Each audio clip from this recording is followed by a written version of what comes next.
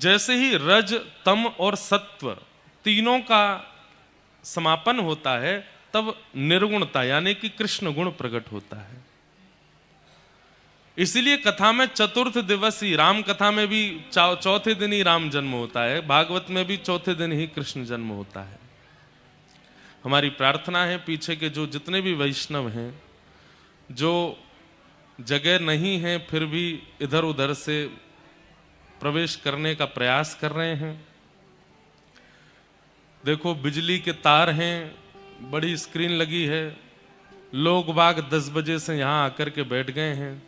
आपसे हमारी प्रार्थना, इस प्रकार अगर वहाँ पे कोई असुविधा बनेगी, ना तो कोई कथा सुन पाएगा, ना हम सुना पाएंगे, और कुछ दिक्कत और हो जाएगी। जो भाई लोग विलंब से आए हैं, जगह नहीं मिल पाई है, उनसे हमारी प्रार्थना, आंख बंद करके कथा सुन लो, बाहर ही बैठ जाओ जहां जगह मिल जाए। बाकी जितने श्रोता यहाँ पूर्व से विराजमान हैं उनको भी हम साधुवाद करते हैं कि आप लोग इतनी जल्दी आ जाते हैं। और नवंबर दिसंबर में भी आप जुलाई का महीना प्रकट कर रहे हैं पंडाल में, गर्मी लग रही है, तो ये आप सब लोगों का प्रेम है, भाव है। लेकिन हम आपको सतर्क भी कर दें, कई बार बहुत संख्या की भीड़ में कई अराजक तत्व भी आ जाते हैं जो आपकी वस्तु भी खींच सकते हैं, आपके साथ कुछ दुर्व्यवहार भी कर सकते हैं। इसलिए आप लोग अपना ध्यान रखते हुए ही कथा सुनिएगा। और हमारी बस प्रार्थना है, जैसे निर्विघ्नता से 3 दिन से चल रही है वैसे ही आज भी होने दीजिए, खूब भाव से कथा होने दें। तो सत्व, रज और तम, संसार में हर व्यक्ति इन 3 गुणों से युक्त है। किसी के अंदर तमोगुण ज्यादा है। तमोगुणी व्यक्ति कैसा होता है? तामसी, नेगेटिव वाइब्स होती हैं उसकी। वो किसी भी व्यक्ति को देखता है तो गुण बाद में देखेगा, पहले दुर्गुण देखेगा।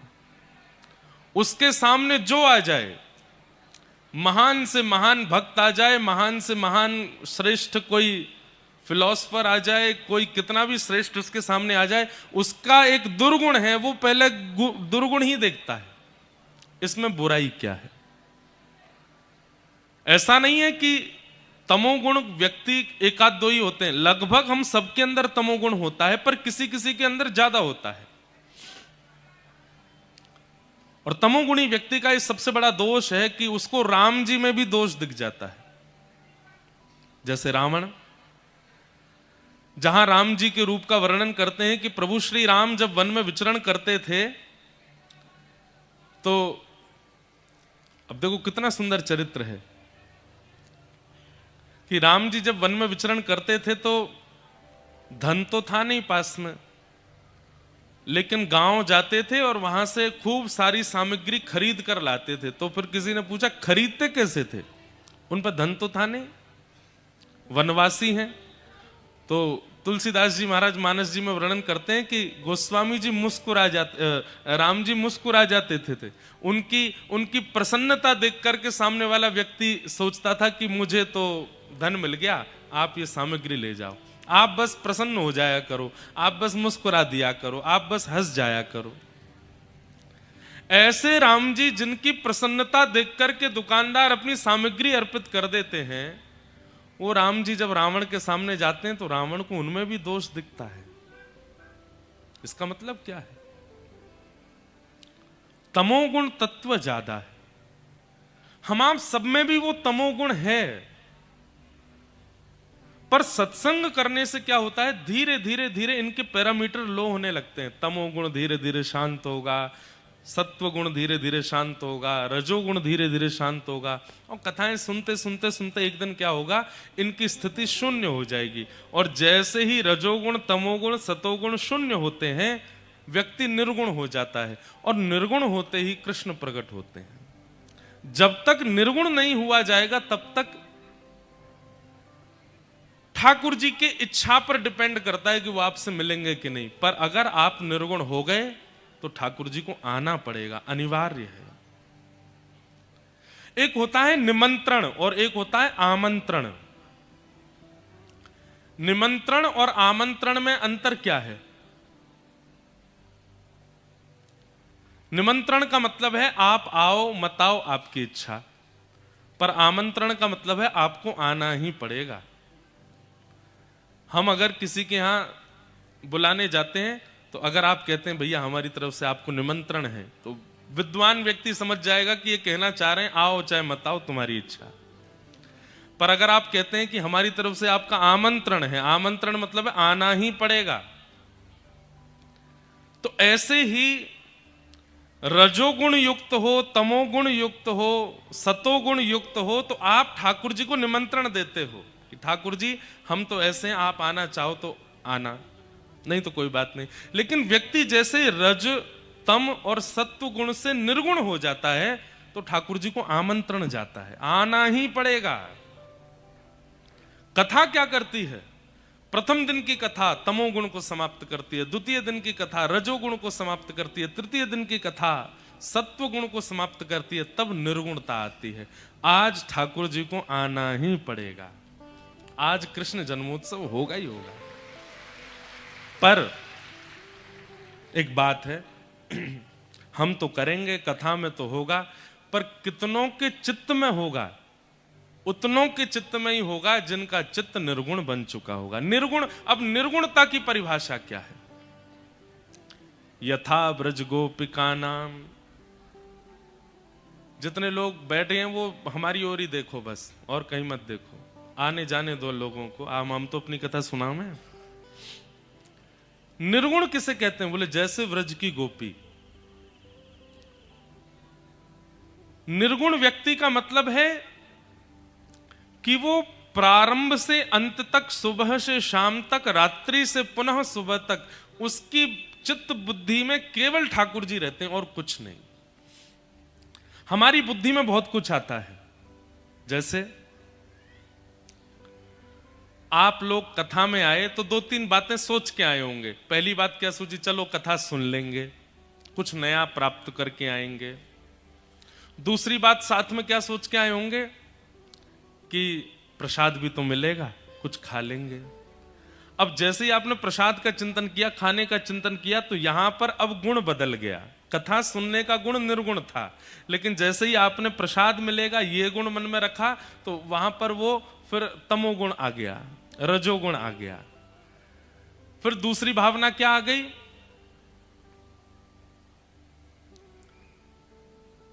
हमारे अड़ोसी पड़ोसी भी जा रहे हैं, ये जब हमको कथा में बैठा देखेंगे तो हमको देख के इनके मन में आएगा अरे ये भी भक्त है, तो यहां पर ये रजोगुण प्रकट हो गया। उनको दिखाने के लिए जा रहे हैं कि हम भी भक्त हैं। 5-6 बातें सोच कर कहते हैं मेला लगा है, थोड़ा झूला झूल लेंगे, बाहर पॉपकॉर्न मिल रहे होंगे, फूला मिल रहे होंगे, खा लेंगे, बाहर टिक्की लगी होगी वो कर आएंगे। अब आप कथा के साथ साथ और भी कार्यों की सिद्धि के लिए जा रहे हो, तो इसके लिए आपके अंदर निर्गुण नहीं है, सतोगुण भी है, तमोगुण भी है और रजोगुण भी है। और कई लोग तो बड़े विचित्र हैं, वो कथा में किस लिए आए हैं? बोले चप्पल बहुत पुरानी हो गई है हमारी, इतनी सारी उतरी होंगी बाहर, कोई देख लेंगे जो हमारे मन की सी होगी। अब जा तो रहे कथा में निर्गुण बनने के लिए, लेकिन वहां पर तमोगुण उनके चित्त में है। अरे कहां कहां बताएं, कई बातें तो मंच से बता नहीं सकते। प्रियसी ने संदेश भेज दिया है कि मैं आज कथा जाऊंगी, तुम भी आ जाना, तो वो दोनों यहां बैठे हैं। बढ़िया है भाई, कहां बैठी हो? दिख नहीं रही हो? आगे बैठी हूं, अगले कीर्तन में नाच के दिखा देना। तो अब यहां क्या आ गया? यह भी एक तमोगुण आ गया। कथा निर्गुण है, पर हम आप सब उसमें कितनी भावनाएं रख लेते हैं, रजोगुण सतोगुण। अब इन भावनाओं को रखने से क्या होगा? आपका कुछ बुरा नहीं होगा, लेकिन भला भी नहीं होगा। ठाकुर जी चित्त में आना चाहते होंगे, लेकिन वो आएंगे नहीं। क्यों? क्योंकि मन में रजोगुण है, मन में सतोगुण है, मन में तमोगुण है। कथा में तो केवल एक भावना से आओ, क्या? तुम हमारे थे प्रभु जी, तुम हमारे हो, तुम हमारे ही रहोगे, ओ मेरे प्रेम। मेरा प्रेम आपसे ठाकुर जी बहुत है, पर मैं कथा सुनूं, महाराज जी की वाणी सुनूं, भागवत जी के श्लोक सुनूं, कीर्तन सुनूं और वहां भक्त मंडली के बीच में बैठ के करताल बजा के नृत्य करूं, उससे मेरा प्रेम और आपके चित्त में बढ़े, चरणों में बढ़े, इसलिए हम कथा में जा रहे हैं। ये निर्गुण स्वभाव है। अब आपकी इच्छा इसमें और कुछ नहीं है। अब ये भी इच्छा होती है कई लोगों की, हम कथा में जाएंगे, हम अपनी अप्रोच लगाएंगे, जैक लगाएंगे तो हमको मंच पे जाने को मिलेगा, महाराज जी पटका पहना देंगे, माला पहना देंगे, हमारे संग फोटो खिंचा लेंगे। फोटो खिंचाना तमोगुण है। हम तो सुबह से शाम तक बस कथा छोड़ के स्टैचू से ही बने रहते हैं। कैमरा की इतनी आदत पड़ गई है, अब तो हमें कोई सामने आ जा बेटा फोटो खिंचा ले, कैमरा नहीं लाए। ये भी एक तमोगुण है। आप किस उद्देश्य से जाते हैं, वह उद्देश्य आपके गुण का प्रतिपादन करता है। पर ठाकुर जी प्रकट तभी होंगे जब निर्गुण है। गोपियों का निर्गुण स्वभाव है। वो श्रृंगार भी इसलिए करती हैं कि हम नंद भवन की ओर से जाएंगी तो कन्हैया हमें देखेगो और हमें देख करके कन्हैया को अच्छा लगेगो। वो माखन भी इसी भाव से निकालती हैं कि कन्हैया चोरी करवे आवेगो। वो भोजन भी इसीलिए बनाती हैं क्योंकि ठाकुर जी पाएंगे। वो यमुना जल भरने के लिए भी इसलिए जाती हैं कि कहीं प्यास के कारण ठाकुर जी सामने आके कहेंगे मुझको जल पिलाए दे। प्रत्येक क्रिया, प्रत्येक स्थिति के पीछे ठाकुर जी विराजमान हैं। ये निर्गुण स्वभाव है। ऐसा स्वभाव जिनका बन जाता है उनके चित्त में ठाकुर जी आते हैं। आपकी प्रत्येक क्रिया ठाकुर जी के संबंध की हो जाए। घर बना रहे हैं, किसके लिए बना रहे हैं? अपने लिए बना रहे हैं? नहीं, ठाकुर जी के लिए बना रहे हैं। ठाकुर जी के लिए सुंदर नव निकुंज बना रहे हैं, फिर वो ठाकुर जी के लिए ही बनना चाहिए। हम एक बात कहते हैं, कई घरों में जाते हैं तो ऐसा लगता है कि घर के मालिक तो ये व्यक्ति हैं, ठाकुर जी यहां किराए पे हैं। पर कई घरों में जाके ऐसा लगता है मालिक ठाकुर जी हैं, ये जो लोग हैं ये किराए पे यहां रहते हैं, घर तो ठाकुर जी का है। वास्तव में घर वही श्रेष्ठ जहां ठाकुर जी मालिक लगते हैं और घर बनाने वाले किराएदार लगते हैं, किराए पर रहने वाले लगते हैं। अब होता क्या है, घर का नाम ठाकुर जी से संबंधित है। जैसे श्री जी निकुंज घर का नाम है, श्री जी निकुंज, श्री जी का निवास। लेकिन भीतर जाके घर में जब देखा श्री जी कहां हैं, कोने में बैठी हैं, छोटी सी अलमारी में बैठी हैं। नहीं, आपके घर का स्वरूप ऐसा बन जाए। मैंने एक बार कहीं कथा में बताया, बड़ी वायरल हुई वो बात। एक घर में हम गए थे, उस घर में जाकर के इतना अच्छा लगा। घर का नाम वृंदावन। मैंने कहा ये तो सब घर के लोग बढ़िया नाम रखते ही हैं अपने घर का। अंदर जैसे प्रवेश किया तो जो डाइनिंग हॉल थी उसका नाम था गोवर्धन, डाइनिंग टेबल का नाम 56 भोग, रसोई घर का नाम जगन्नाथपुरी क्योंकि वहीं भात बनते हैं, और जितने भी कमरे थे उन सब कमरों के नाम भी बरसाना, नंदगांव, गोकुल, महावन आदि आदि। अब वह घर के लोग कैसे बात करते हैं आपस में, अब सुनो गोकुल में मेरा फोन रखा है लेके आओ। तू कहां है? बोले मैं गिरिराज जी में हूं अभी। अब देखो वार्तालाप में ही व्रज प्रकट हो गया। कहां जा रहे हैं? बोले जगन्नाथपुरी जा रहे हैं। कहां जा रहे हैं? वहां जा रहे हैं। उनका घर घर नहीं लग रहा था, उनका घर ऐसा लग रहा था कि मानो जैसे ठाकुर जी यहां प्रत्यक्ष विराजमान है और पूरा 84 कोस ब्रजमंडल यहां प्रकट हो गया और ये कोई ब्रजवासी हैं जो यहां डोल रहे हैं। ऐसी विचारधारा, ऐसा स्वभाव, ऐसी चित्तवृत्ति निर्गुण लोगों की बनती है। कृष्ण तन कृष्ण मन कृष्ण ही हमारो धन, आठों याम ऊधो हमें कृष्ण ही सो काम है। वस्त्र भी वो पहनेंगे जिससे ठाकुर जी के लगें, बोली भी ऐसी बोलेंगे जिससे ठाकुर जी के लगें। सब क्रियाओं में ठाकुर जी विराजमान। गाड़ियों के नाम भी रथ हैं, गिरधर रथ, श्री जी रथ, क्यों? उनका है। निर्गुण बनिए तभी ठाकुर जी आएंगे। सतोगुणी, रजोगुणी, तमोगुणी संसारी व्यक्ति माना जाएगा, वो संसार का अति प्रिय होगा, पर निर्गुण हो जाने के बाद ठाकुर जी का अति प्रिय है। मीराबाई कहती हैं, कहो तो कुसुमल साड़ी रंगावा, कहो तो कुसुमल साड़ी रंगावा, कहो तो भगवा भेष, कहो तो भगवा, ओ कहो तो मोतियन मांग भरावा, कहो तो मोतियन। हमारा गला खराब है, हमारा स्वास्थ्य भी ठीक नहीं, एक सहायता कर दो हमारी, पीछे पीछे गाओ। कहो छिटकावा केश बाला, कहो छिटकावा केश, अरे हाँ मैं बैरागन हूँगी, हूँगी बैरागन, ओ हूँगी मैं बैरागन हूँगी, ये निर्गुण का परिचय है। ओ प्राण हमारा वहाँ बसत है, प्राण हमारा वहाँ बसत है, ओ प्राण हमारा वहाँ बसत है, प्राण हमारा वहाँ, ओ यहाँ तो खाली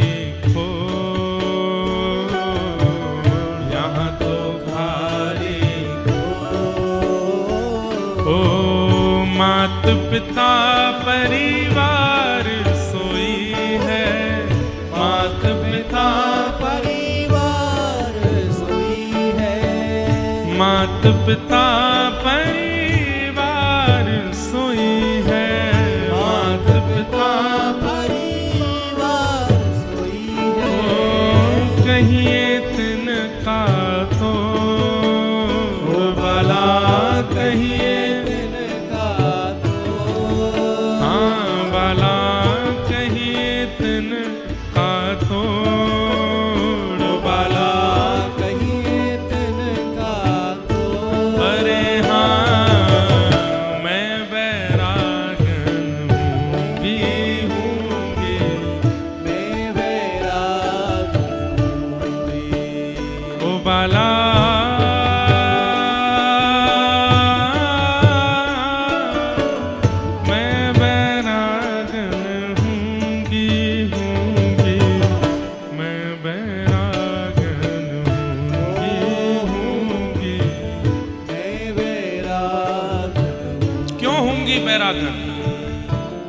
जिन भेषा मेरो सांवरो रीछ है, जिन भेषा मेरो सांवरो रीछ है, जिन भेषा मेरो गिरधर रीछ है, जिन भेषा मेरो गिरधर रीछ है, मैं सोही भेष धरूंगी, हो मैं तो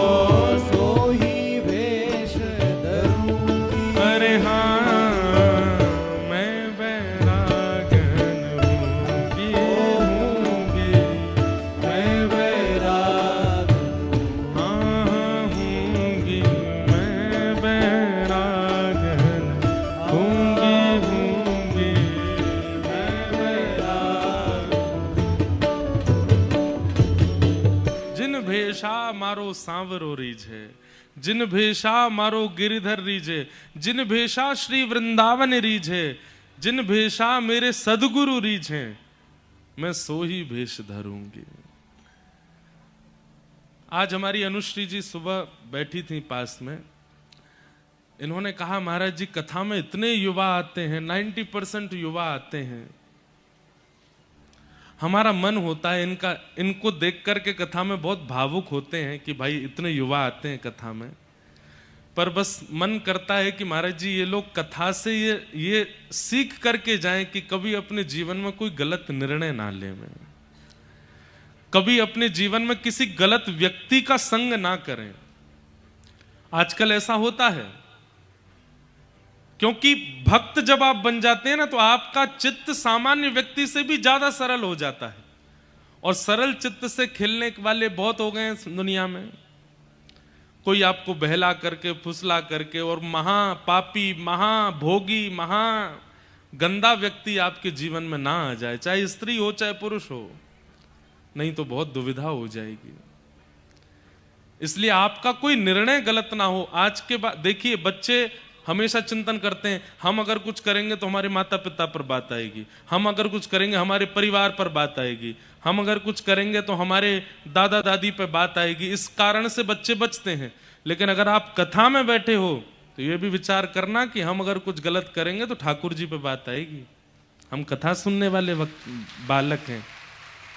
हम अगर कुछ करेंगे तो महाराज जी पे बात आएगी। बेचारे साल में 2-2 बार सागर आ रहे हैं कथा सुनाने। हम इतना तो करें कि हमारा निर्णय गलत ना हो। और आपको कुछ नहीं करना है, बस सत्संग को छोड़िए मत। नित्य अध्ययन और नित्य श्रवण की एक योजना बना लीजिए। रोज सुननी है कथा, चाहे 20 मिनट सुनिए, 15 मिनट सुनिए। और एक नया फैशन आया है, चलते फिरते कथा सुनते हैं, गाड़ी चलाते, ठीक है, बहुत अच्छी बात है, पर उससे कई बातें दिमाग में बैठती नहीं है।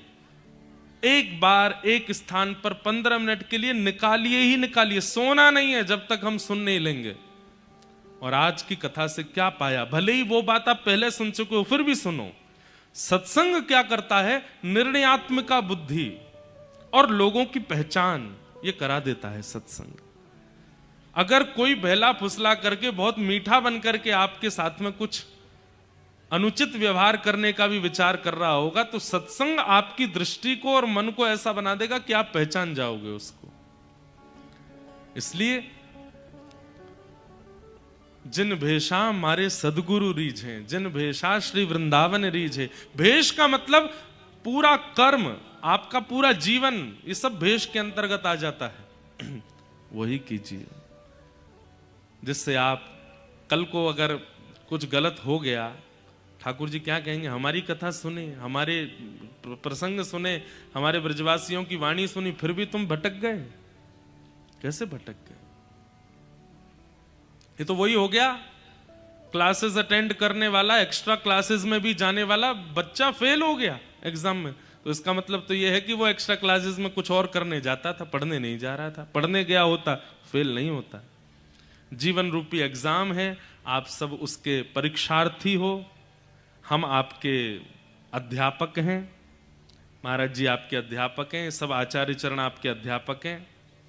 हमारे अध्यापक कोई और हैं, सब हमको पढ़ा रहे हैं। जीवन रूपी अपने परीक्षा को अच्छे से पार करना है। कहीं इस जीवन रूपी परीक्षा में हम फेल हो गए तो हम पे कलंक लगेगा कि कथा केवल आडंबर था इनका, ना तो ये वहां सुनते थे ना कुछ करते थे, फेल हो गए बताओ जीवन में। इसलिए बहुत ध्यान रखिए अपना, किसी गलत व्यक्ति को जीवन में मत आने दीजिएगा। जितने भाई लोग बैठे हैं उनसे भी हमारी प्रार्थना, व्यसन छोड़िए। इतने युवा आते हैं कथा में महाराज, इतने युवा अगर एक साथ भक्ति का प्रण ले लें और कथा में सुनने हुई बातों को जीवन में उतार लें, जैसे ठाकुर जी मीराबाई के लिए प्रकट हुए, प्रहलाद के लिए प्रकट हुए, ध्रुव के लिए प्रकट हुए, सागर में भी किसी के लिए प्रकट हो जाएंगे, किसी एक भक्त पर कृपा करने आ जाएंगे। जीवन का कल्याण किसमें है? कि हम हरि के प्रिय बन जाएं। अभी तक हमारा जीवन कैसे चलता है? इसका प्रिय बनना है मुझे, इनका प्रिय बनना है मुझे, उनका प्रिय बनना है मुझे। संसार के प्रिय बनने में लगे रहोगे, ये संसार बड़ा भयानक है। आज आप इनके प्रिय बन गए, कल आपसे बढ़िया कोई करेगा वो इनका प्रिय हो जाएगा। अन्यथा मत लीजिएगा इस बात को। हमसे बढ़िया कथा करने वाले भी बहुत वक्ता हैं, और जब उनकी कथा आपके कान में पड़ेगी तो आपको वो भी प्रिय लगेंगे, क्योंकि संसार का स्वरूप है। हमें प्रिय प्रिय चाहिए, और जब प्रिय मिलता है तो हम पूर्व को त्याग देते हैं।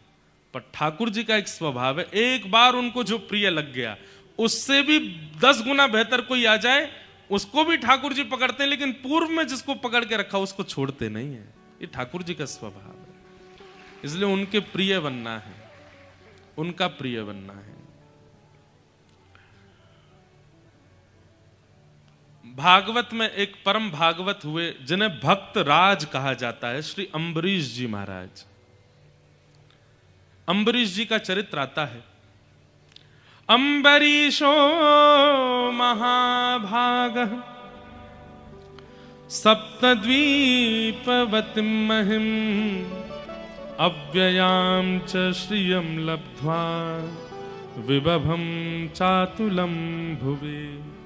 एक वैष्णव ने कल या परसों मुझसे चलते चलते कहा, महाराज जी अम्बरीश जी का चरित्र सुनाना। तब से मेरे चित्त में चल रहा था कि सुनाऊंगा, अभी प्रसंग आया तो मैं सुना देता हूं। बहुत ध्यान से सुनिएगा। एक अम्बरीश नाम के एक छत्र सम्राट राजा थे, और इनके राज्य में कितना आता था? बोले 3 लोक, सप्तद्वीप। पृथ्वी पर 7 द्वीप हैं, जिसमें से एक द्वीप पे हम लोग रहते हैं जिसको जम्बू द्वीप कहते हैं। ऐसे 7 द्वीपों के राजा, रसातल के राजा, पृथ्वी के राजा, भूमंडल के राजा, 3 लोकों के राजा थे। कौन? अम्बरीश।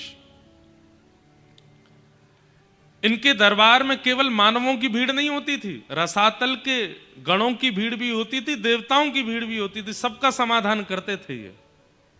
ऐसे अम्बरीश राजा। लेकिन इनकी भक्ति पर ठाकुर जी बिक गए। कैसी भक्ति है? जीवन में भक्ति ऐसी आई कि अम्बरीश महाराज अपने ठाकुर जी के छोटे से छोटे और बड़े से बड़े सारे काम स्वयं करते थे, कोई और सेवक नहीं था। व्यक्ति जब बड़ा बन जाता है तो 10 काम करने वाले 20 लोग होते हैं। भोजन बनाने वाले 2 लोग, सफाई करने वाले 5 लोग, गाड़ी चलाने वाले 4 लोग, कपड़े प्रेस करने वाले 3 लोग। बड़े बन जाते हैं तो फिर लोग भी बहुत हैं।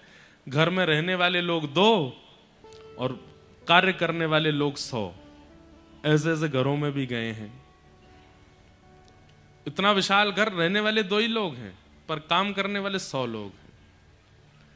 लेकिन अम्बरीश महाराज जी की एक विचित्रता थी कि इनके राज्यपाट के काम करने वाले तो लाखों लोग थे, लेकिन ठाकुर जी की सेवा का A to Z सारा काम अम्बरीश महाराज अपने हाथ से करते थे। A to Z का मतलब, वस्त्र भी स्वयं सिलते थे ठाकुर जी के, भोजन भी स्वयं बनाते थे, आटा भी स्वयं गूंदते थे। भागवत जी में तो ऐसा भी वर्णन आता है, इनके चरित्र में वर्णन करते हैं आचार्य चरण कि पूरे 24 घंटे में केवल एक बार मुकुट पहनते थे सिर पे, और वो मुकुट पहनते थे जब सभा में जाते थे। सभा में जाके सभा को संबोधित करते, सबके कार्य आदि करने के बाद उसके बाद मुकुट उतार देते, स्वाफा अपनी कमर पर बांधते, सिर पर एक पगड़ी पहन लेते और कंधे पर एक स्वाफी रख करके हाथ में ली झाड़ू और लग जाते अपने ठाकुर जी की सेवा में। मंदिर धोना, मंदिर साफ करना, ठाकुर जी के वस्त्र बनाना, ठाकुर जी के लिए नए नए। पत्नियों को भी अधिकार नहीं था कि ठाकुर जी की सेवा में झांकें। उनसे कहा तुम अपनी सेवा करो, हमारी ठाकुर जी की सेवा में कोई नहीं आएगा।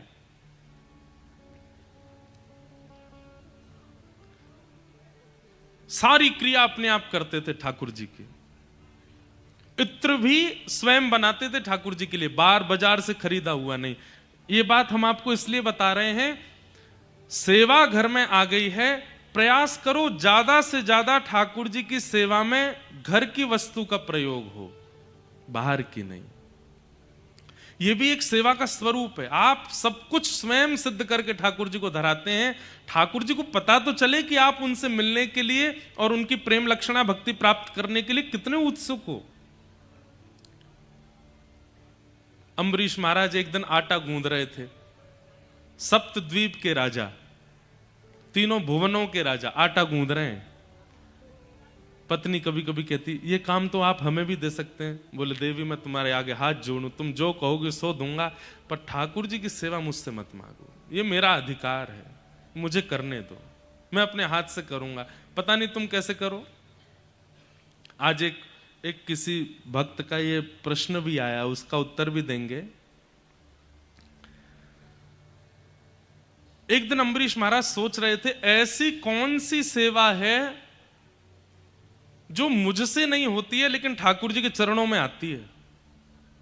तब विचार करने लगे, मंदिर मैं साफ करता हूं, वस्त्र मैं बनाता हूं, इत्र मैं लगाता हूं, चंदन मैं घिसता हूं, यहां तक कि ये तक सोच लीजिए कि जो ठाकुर जी की भोग में पदार्थ आते हैं उनकी खेती भी स्वयं करने जाते हैं, स्वयं ही सब्जी बोते हैं, स्वयं ही धान लगाते हैं, स्वयं ही आटा आदि सब कुछ स्वयं ही करते हैं, कोई बाहर की वस्तु नहीं। मतलब धनवान होने का, राजा होने का इससे बढ़िया उनको कोई और कारण नहीं लगा कि मेरे पास सब कुछ है तो सब कुछ ठाकुर जी को लगा दूं। एक दिन मन में विचार करने लगे, कोई एक सेवा तो ऐसी है जो मैं नहीं करता हूं लेकिन फिर भी ठाकुर जी के पास जा रही है। तब उन्होंने सोचा कि जो मैं आटा गूंद रहा हूं, ये आटा तो पहले बीज था, ये आटा कैसे बना? बोले ओहो, चक्की में पीसने से। चक्की में कौन पीसता है?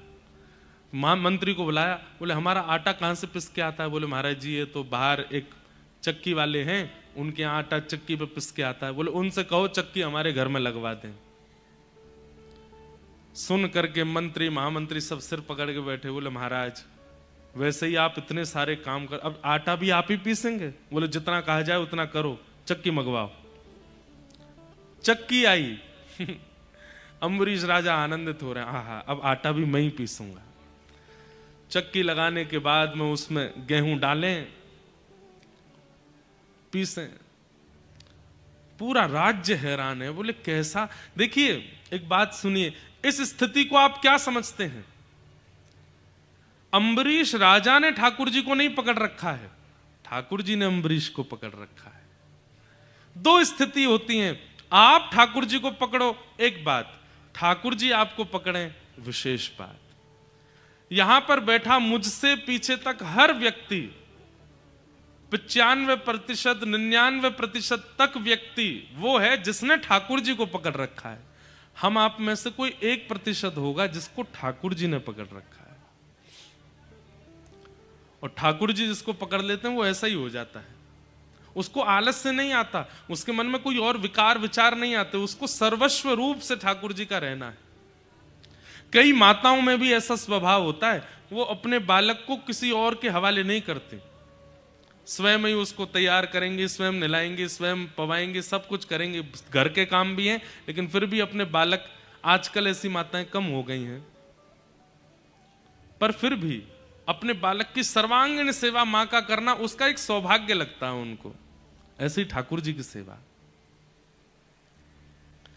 चक्की पीस रहे थे इतने में ठाकुर जी प्रकट हो गए, शंख चक्र गदा पद्मधारी श्रीमन नारायण भगवान चक्की पीसने से प्रसन्न होकर प्रकट हो गए अम्बरीश राजा के यहाँ। अम्बरीश मैं तुमसे बहुत प्रसन्न हूं, मैं तुमसे बड़ा आनंदित हूं, तुम्हारी भक्ति तुम्हारी सेवा ने मुझको लूट लिया है। हम आप होते तो क्या करते? तुरंत उठ के जाते ठाकुर जी को प्रणाम करते। अम्बरीश राजा क्या बोले? भगवान अभी कुछ गेहूं रह गए हैं, अभी आप वापस चले जाओ, वापस जाके विराजमान हो जाओ, पहले सेवा पूरी कर लूं, आटा गूंदना है, भोग का समय हो रहा है, मुझे आटा गूंद करके फिर बढ़िया रोटी सब्जी बना करके आपका भोग भी लगाना है। अब आप बीच में आकर के विक्षेप कर रहे हैं, समय बढ़ जाएगा, भोग का समय निकल जाए, अभी आप जाओ यहां से, तुरंत जाओ, बाद में आना, जब मैं फ्री हूं तब आना। भगवान बोले कितना विचित्र है, बताओ। सेवा के मध्य में ठाकुर जी भी प्रकट हो जाए तो ठाकुर जी से कह रहे हैं कि आप जाओ। सेवा उनके लिए ठाकुर जी से भी बड़ी है, ऐसों को मिलते हैं ठाकुर जी।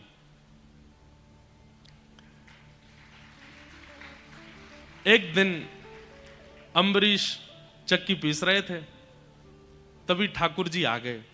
सामने नहीं आए, बोले सामने आता हूं तो डांटता है मुझको, पीछे आ गए और पीछे खड़े होकर के देखा भगवान ने कि अम्बरीश राजा को इतने पसीने आ रहे हैं और पूरा शरीर जो है पसीने में हो गया चक्की पीसते पीसते, और ना कोई पंखा है ना कोई हवा है। सेवा में अपनी सेवा कराना ये भी सेवा अपराध है। ठाकुर जी की सेवा कर रहे हैं, तुम मेरी सेवा करते रहो, ये भी नहीं। तब भगवान ने मन में विचार किया और अपने पटका से ठाकुर जी ऐसे हवा करने लगे। तभी अम्बरीश जी ने देखा कि उनको चंदन की सुगंधी आ रही है। आहा बड़ी सुंदर सुगंधी, बड़ी सुंदर व्यार हवा की आ रही है। थोड़ी देर के लिए रुक गए, अचानक नेत्र खोले, मेरी सेवा रुक गई, कौन कौन हवा कर रहा है? पीछे देखा तो ठाकुर जी हवा कर रहे थे अपने पटका से। अम्बरीश, तुम इतनी सेवा करते हो, देखो कितने पसीने आ रहे हैं। भगवान, मैं ये सेवा आपको प्रकट करने के लिए नहीं कर रहा, आपको प्रसन्न करने के लिए कर रहा हूं, ताकि आप राजी रह करके खूब प्रेम से प्रसाद पाओ, सो उठो, स्नान करो, खूब आनंद करो, मेरे राजभवन से कभी ना जाओ। इतने प्रसन्न रहते हैं ठाकुर जी अम्बरीश राजा से। त्रिलोकी राजा, सप्त द्वीपों का राजा अम्बरीश, वो ऐसी सेवा करते हैं। और हम 200 गज के मकान में रहते हैं, फिर भी हमारे पास कितनी व्यस्तता है कि ठाकुर जी का श्रृंगार करने के बाद आरती की सेवा दूसरे तुम कर देना, रात्रि में तुम कर देना, आदि आदि सब। ठाकुर जी की सेवा स्वयं हो, संपूर्ण स्वयं हो। बाकी घर के सारे काम करने के लिए हजारों लोग लग जाएं, पर ठाकुर जी की सेवा, ठाकुर जी अगर आपके घर पर विराजमान है, उनकी संपूर्ण सेवा आपके द्वारा हो। किसी बहन ने पूछा कि महाराज जी, आप कहते हैं क्रोध नहीं करना चाहिए, मुझे क्रोध आता है। और उन्होंने कहा, कब क्रोध आता है? जब महीने में कुछ दिन में सेवा नहीं कर पाती तो माता जी सेवा करती हैं, और हमारी माता जी जो हैं वो ऐसी सेवा करती हैं कि उनकी सेवा देख के मुझे फिर गुस्सा आता है कि ऐसी सेवा क्यों। देखो, ये गुस्सा नहीं है, ये चिंता है कि मेरे ठाकुर जी की सेवा ये ऐसे क्यों कर रही है। दूसरी बात, ठाकुर जी आपके घर पे विराजमान हैं, अब आपके प्रति उनका प्रियतमा का भाव है या मैया का भाव है, जो भी भाव है, तो आपके जितने भी संबंधी हैं वो सब भी ठाकुर जी के ही हैं। आप यदि ठाकुर जी की मैया हो तो आपकी मैया ठाकुर जी की दादी हैं। तो महीना में कुछ दिन ठाकुर जी का मन होता है मैं भी दादी की गोद में बैठूं, और दादी तो बड़ी बूढ़ी होती हैं, वो कैसे भी खिलावें, कैसे भी करें, बालक का बुरा थोड़ी चाहती हैं। तो उस भाव से आप उनकी बात का, उनकी इस लीला का बुरा नहीं माना करो, उसको स्वीकार कर लिया करो। फिर किन्हीं का भाव, एक और भाव है कि आपने कल की कथा में बताया था कि कुछ लोगों को लगता है कि उन्हें ठाकुर जी की प्राप्ति महीने 2 महीने या साल भर में के अंदर हो जाए। मुझे उनकी प्राप्ति की इच्छा तो नहीं, किंतु मुझे भय रहता है कि ठाकुर जी मेरे चित्त से चले ना जाएं और मेरे लाल जी को मैं भूलूं ना। ये भय अच्छा है, ये चिंता अच्छी है। कई लोगों को तो फर्क ही नहीं पड़ता, पर आपको ये चिंता तो बनी हुई है। ऐसी चिंता का एक प्रसंग आता है। नारद जी महाराज वृंदावन गए, तो वृंदावन पहुंचते ही उन्होंने देखा कि एक गोपी यमुना जी के तट पर बैठी आंख लगाए ध्यान कर रही थी। तो नारद जी बोले, भैया बद्रीनाथ में तपस्वी देखे हैं, केदारनाथ में तपस्वी देखे, पर वृंदावन में तपस्वी, वृंदावन तो प्रेम रस की भूमि है, यहां पर कौन किसको धारण करने के लिए तपस्या कर रहा है? अरे गोपी, किसको चित्त में धारण करने के लिए तपस्या कर रही हो? गोपी ने नेत्र खोल करके कहा, नहीं नहीं नारद जी, किसी को धारण करने के लिए तपस्या नहीं कर रही हूं। तो बोले, कन्हैया अड़ करके चित्त में बैठे हैं, और ये जब जब चित्त में बैठे रहते हैं, ना मैं रसोई का काम कर पाती, ना कोई और काम मुझसे बनता, इसलिए यमुना जी के तट पे आके मैं आंख बंद करके इनसे प्रार्थना कर रही हूं कि थोड़ी देर के लिए चित्त से चले जाओ ताकि मैं घर के काम करूं। इनसे प्रार्थना कर रही हूं कि थोड़ी देर के लिए चित्त से निकलो। ये तो अच्छी बात है कि आपको ये चिंता है कि ठाकुर जी आपका त्याग ना करें, ये भय बने रहना अच्छा है। तो इसमें कोई बड़ी बात, बुरी बात नहीं है, अच्छी बात है। ठाकुर जी की प्रत्येक सेवा अपने हाथ से करो, अपने भाव से करो। मीराबाई गाती हैं एक भाव, चाकर राखो जी श्याम मणे, चाकर राखो जी श्याम मणे। पता नहीं क्यों इस बार सागर की कथा में मीराबाई बहुत आई हैं। हर दिन मीराबाई का पद, हर आधे घंटे में एक मीराबाई का भाव याद आता है। हमारे पूज्य नाना जी कहते थे, लाला अनायास कथा में किसी भक्त का चिंतन होता हो तो यही मानना चाहिए कि दिव्य चेतना से वो भक्त कथा में आए। बाईसा का इतना स्मरण हो रहा है। मीराबाई कहती हैं, बहुत सुंदर पद है, गाइए मेरे साथ। चाकर, चाकर समझते हैं ना, नौकर। चाकर राखो जी श्याम माने, चाकर राखो चाकर राखो जी श्याम माने, चाकर राखो जी श्याम माने। चाकर रहे सु बाग लगासू, चाकर रहे सु बाग लगासू। बाईसा की राजस्थानी भाषा है, उसी भाषा का ये पद है। लेकिन आप सब तो गाओ, क्या कह रही हैं मीराबाई? चाकर रहे सु बाग लगासू, चाकर रहे सु बाग लगासू। नित उठ दर्शन पासू, नित उठ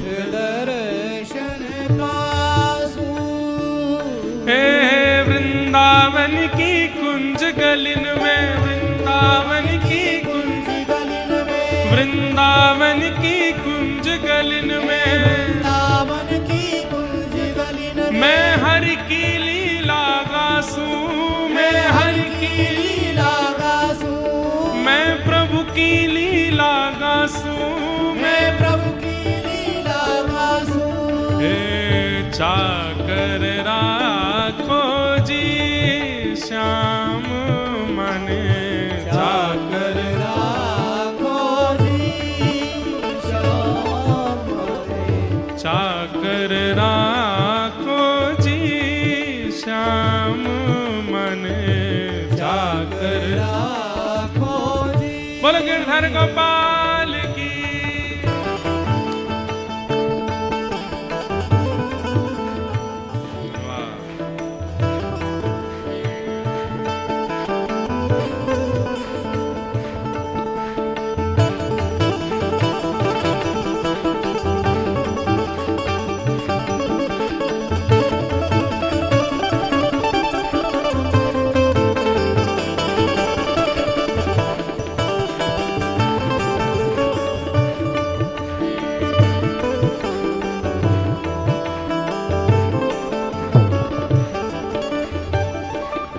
ऐसा कहते हैं, चाकर रहोगी तो क्या करोगे?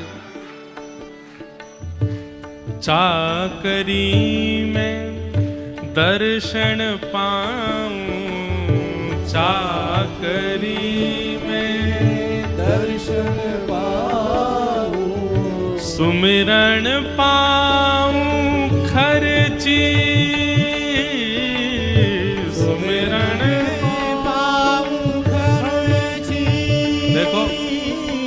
कोई व्यक्ति कहीं नौकरी करता है तो उसको वेतन मिलता है, उसको बोनस मिलता है। तो मीराबाई पूरा सब बता रही है, मेरा वेतन क्या है, मेरा बोनस क्या है अगर मैं ठाकुर जी की चाकरी करूंगी तो।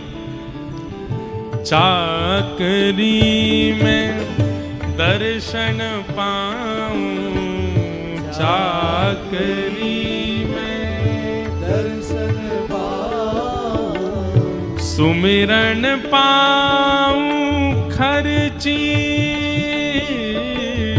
सुमिरन पाऊं खर्ची। हे भाव भगति जागीरी पाऊं, भाव भगति जागीरी पाऊं। हे भाव भगत जागीरी पाऊं,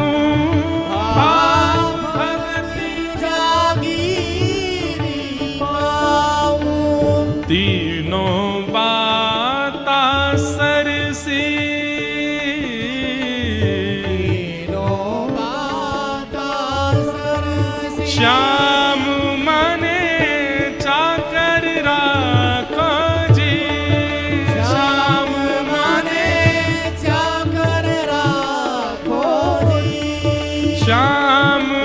माने चाकर राखो जी। श्याम माने चाकर राखो। मोर मुकुट पीतांबर सोहे, मोर मुकुट पीतांबर सोहे। मोर मुकुट पीतांबर सोहे, मोर मुकुट पीतांबर सोहे। गल में जलती माला सोहे, गल में जलती माला सोहे। गल में जलती माला सोहे। गल में जलती माला सोहे। श्री वृंदावन में धेनु चरावे, वृंदावन में धेनु चरावे। वृंदावन में धेनु चरावे। वृंदावन में धेनु चरावे। यहाँ मोहन मुरली बजावे, हाँ मोहन मुरली बजावे। हाँ, मोहन मुरली बजावे, हाँ। मोहन मुरली बजावे। श्याम मन चाकर राखो जी, श्याम मन चाकर राखो जी, श्याम मन चाकर राखो जी, श्याम मन जागर राखो जी। मीरा के प्रभु गहर गंभीरा, मीरा के प्रभु गहर गंभीरा। मीरा के प्रभु गहर गंभीरा, मीरा के प्रभु गहर गंभीरा। सदा रहो जी धीरा, सदा रहो ओ जी धीरा। हे आधी रात प्रभु दर्शन दीना, आधी रात प्रभु दर्शन दीना। आधी रात प्रभु दर्शन दीना। आधी रात प्रभु दर्शन दीना। मीराबाई अपनी अपनी कहानी बता रही है। मैंने चाकरी की वृंदावन में, मैंने खर्ची पाई दर्शन की, और इन सब से मुझे क्या प्राप्त हुआ? मोर मुकुट वैजंती माला, वृंदावन में धेनु चरावे मोहन मुरली वाला। अरे तुमने देखा, उन्होंने तुम्हें दर्शन दिया? मीराबाई कहती हैं ये मेरे हृदय की बात है। कब दर्शन दिया? हे आधी रात प्रभु दर्शन दीना, आधी रात प्रभु दर्शन दीना। आधी रात प्रभु दर्शन दीना।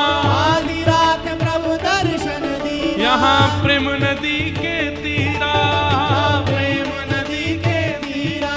हाँ, यमुना जी के तीरा। यमुना जी के तीरा। आधी रात प्रभु दर्शन दीना, आधी रात प्रभु दर्शन दीना। आधी रात प्रभु दर्शन दीना। आधी रात प्रभु दर्शन दीना। प्रेम नदी के तीरा, प्रेम नदी के तीरा। प्रेम नदी के तीरा।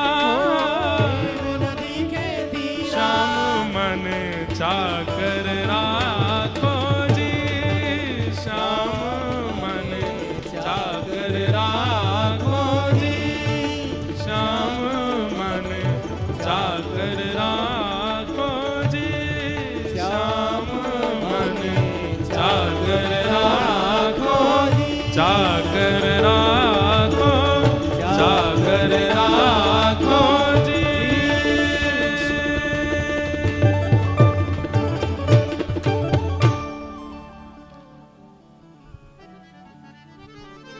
आहा,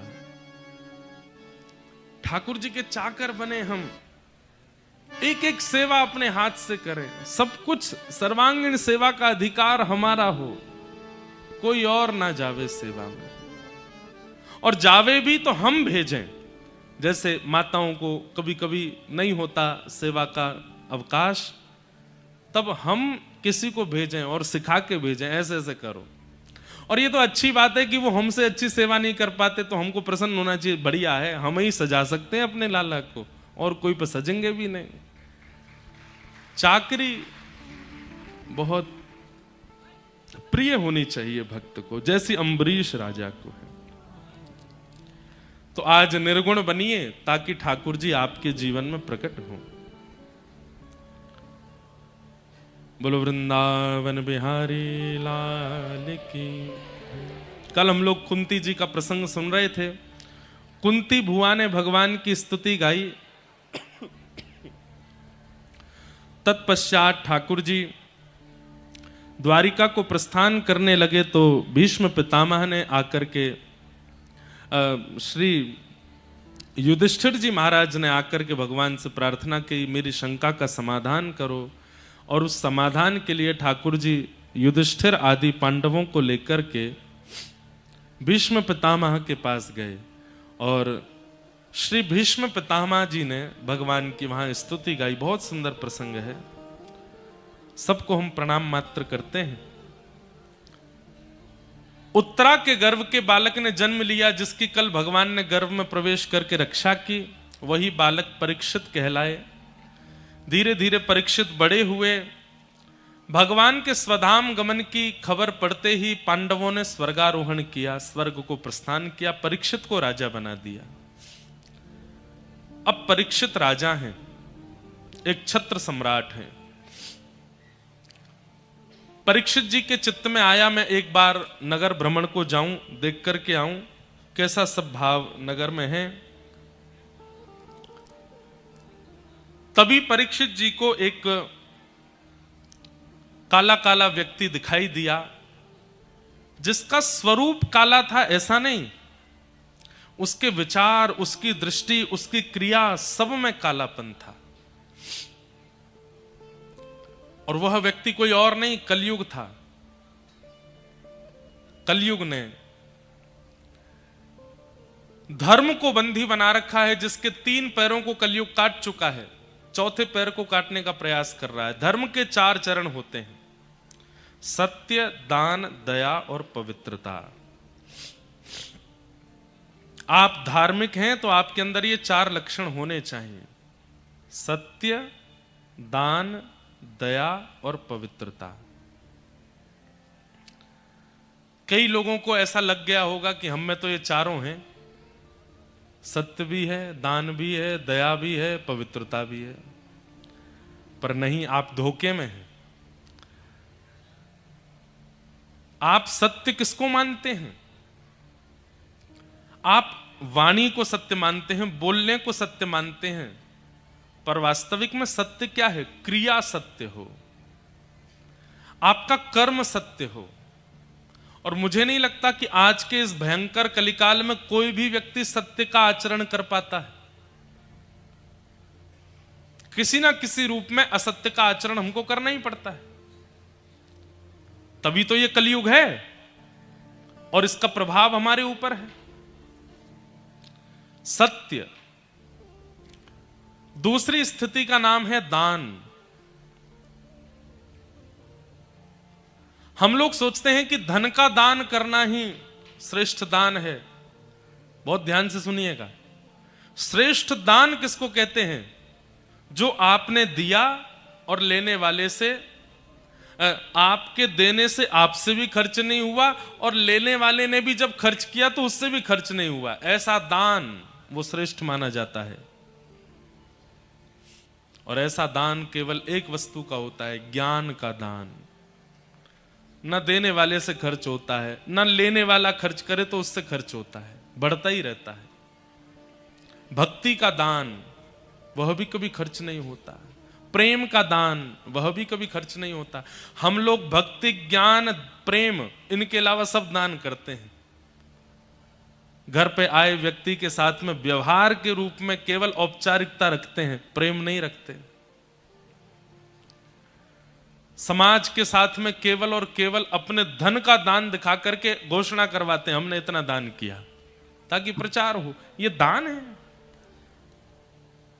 प्रेम का दान, सद्व्यवहार का दान, ज्ञान का दान, ये सबसे बड़ा दान है। हम चले जाएंगे, हमारा चेहरा भी हो सकता है कुछ साल बाद भूल जाए व्यक्ति, लेकिन यहां कही गई 7 दिनों की कोई एक बात जो उसके हृदय में बैठ गई होगी वो कभी नहीं जाएगी। यही दान है, ज्ञान का दान। हम रहे ना मोहब्बत रहेगी, दास्तां अपनी दुनिया कहेगी। फर्ज पूरा करो, फर्ज पूरा करो बंदगी का, क्या भरोसा है इस जिंदगी का। व्यक्ति चले जाते हैं, व्यक्ति की उपस्थिति शून्य हो जाती है, पर उसके द्वारा कही गई बातें इस ब्रह्मांड में भ्रमण करती रहती है।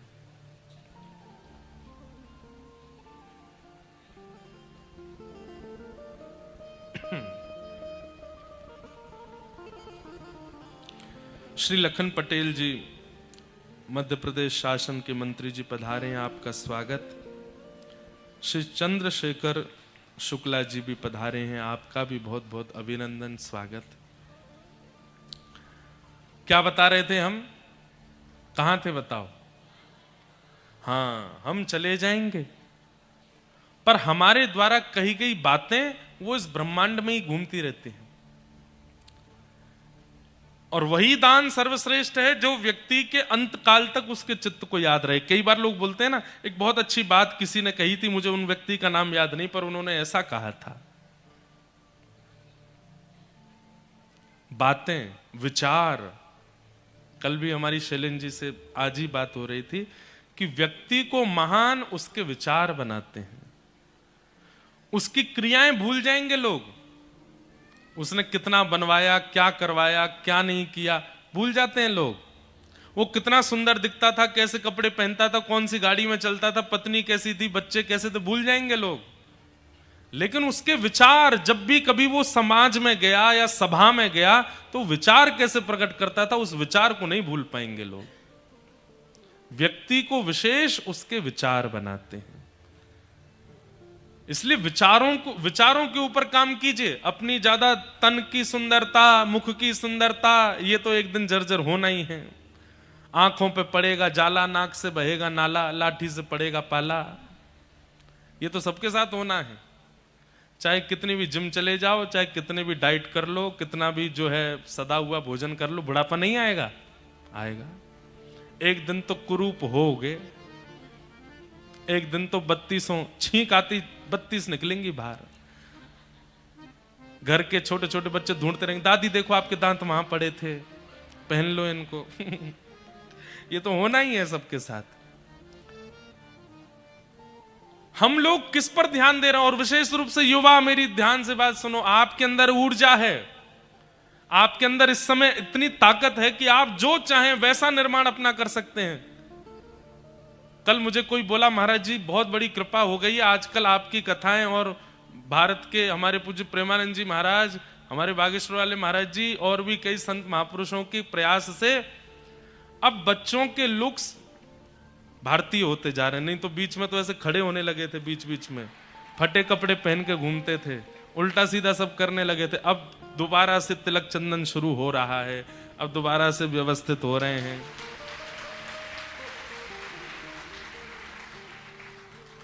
अब भी हैं कुछ लोग जिनकी फसलें खड़ी हैं।